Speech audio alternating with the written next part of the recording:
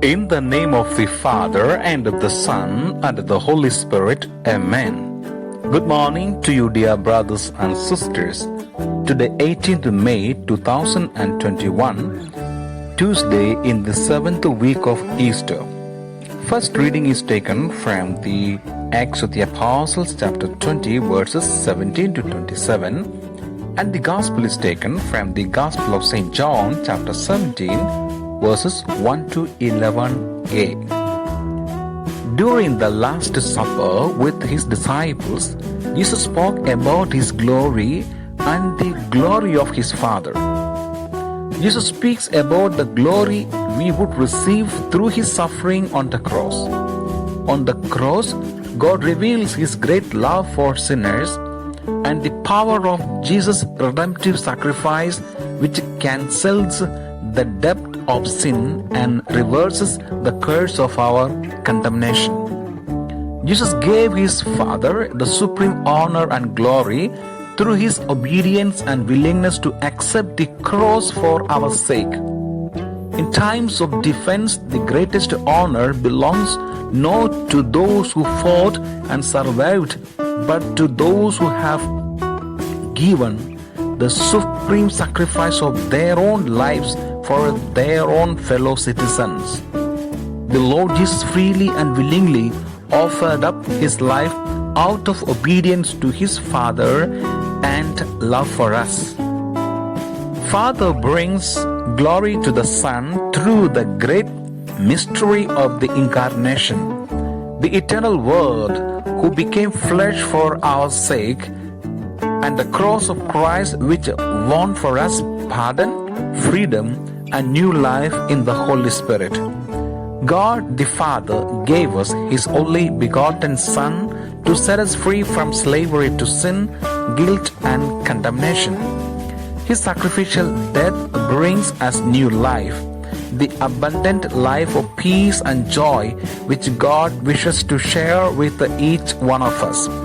There is no greater proof of God's love for each and every person on the face of the earth than the cross of Jesus Christ. In the cross, we see a new way of love, a love that is merciful, sacrificial, and generous beyond measure. Jesus offers us eternal life.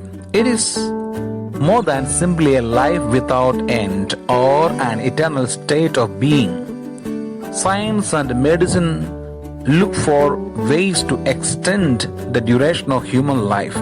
But God offers us something vastly greater than and more surprising than a simple extension of physical life. Eternal life is qualitative more than quantitative. To have eternal life is to have the very life of God within us.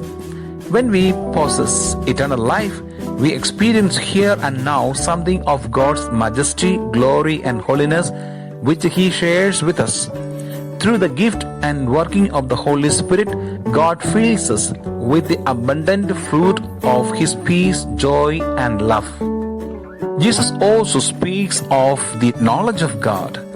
Jesus tells his disciples that they can know the only true God.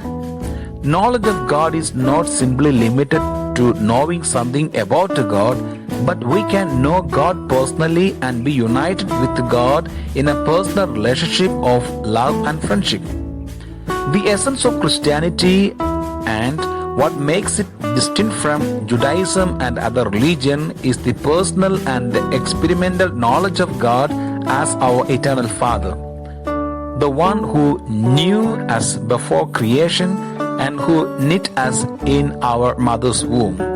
Jesus makes it possible for each of us to personally know God as our Father.